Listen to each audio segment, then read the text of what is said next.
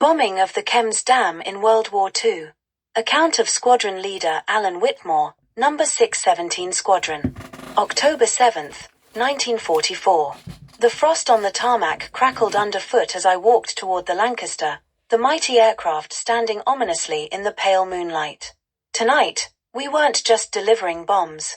We were delivering Barnes Wallace's latest creation, a 12,000-pound tallboy bomb, designed to shatter concrete structures from within.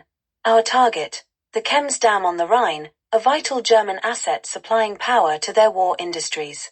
Breaching it could flood enemy positions downstream and cripple their operations. But it was a perilous task. The dam was heavily fortified, and we'd be flying low and exposed. I climbed into the cockpit, nodding at my crew as they took their positions. My navigator, Flight Lieutenant Morgan, was poring over maps, while Sergeant Carter, the bomb aimer, double-checked his equipment. The gunners, Mac, Tommy, and Briggs, were their usual grimly focused selves. They knew what was waiting for us on the other side of the channel. The engines roared to life, and the Lancaster trembled as I taxied her to the runway. The weight of the tall boy was palpable, but she handled it like the warhorse she was. We took off just after 10 p.m., the cold night air biting through the fuselage as we climbed to cruising altitude. The flight toward the target was uneventful at first. The hum of the engines and the occasional crackle of the radio were our only companions as we crossed into enemy territory. The moonlight glinted off the Rhine below, a silver ribbon winding through the darkness. It would guide us to our target and also make us a prime target for German searchlights and flak. As we approached the dam, the atmosphere in the cockpit grew tense. "Flak ahead," Morgan warned, his voice steady but tight. I could see the dull orange bursts in the distance, brightening as we drew closer. "Steady, lads," I said over the intercom. "We've got one shot at this." We descended to 8,000 feet, the optimal altitude for the tallboy. The Lancaster shuddered as flak peppered the sky around us. The gunners returned fire, their tracer rounds carving fiery arcs into the night. I held the controls firm, ignoring the sharp jolt as a shell exploded uncomfortably close. "There she is," Morgan shouted, pointing ahead. The Kembs Dam loomed in the moonlight, a dark, imposing structure stretching across the river.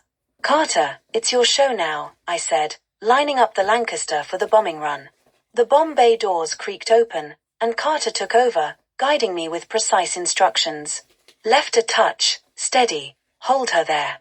The flak was relentless now, the sky a chaotic storm of light and noise. My heart pounded as I held the Lancaster steady, trusting Carter's calm voice to guide us through. "Bombs away," Carter called, and the Lancaster lurched upward as the tallboy released. I banked hard to the right, climbing to avoid the shockwave. "Brace for it," I yelled. Seconds later, the tallboy struck. The explosion lit up the night like dawn breaking, a deafening roar that drowned out the engines. I glanced back and saw a massive plume of water and debris shooting into the sky. Through the chaos, I caught a glimpse of the dam, cracked, battered, but still standing. "Looks like we'll need another go at it," Morgan muttered. But we couldn't turn back. The anti-aircraft fire was intensifying, and the Germans wouldn't let us get close again. We had done our part, and now it was up to the other crews to finish the job. We climbed to a safer altitude, the flak gradually fading behind us. The flight back to base felt endless, every shadow in the night sky a potential enemy fighter. But by some miracle, we made it back unscathed. Touching down on the airstrip, I exhaled a breath I hadn't realized I'd been holding. The ground crew rushed to meet us, their faces a mix of relief and admiration.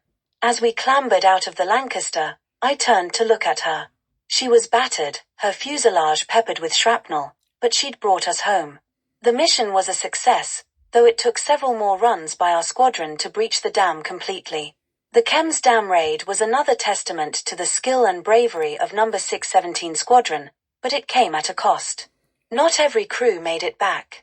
As I sat down to write my mission report, I couldn't help but think of those who had given everything to see the job done. War is a brutal business, but on nights like this, you see what men and machines are truly capable of.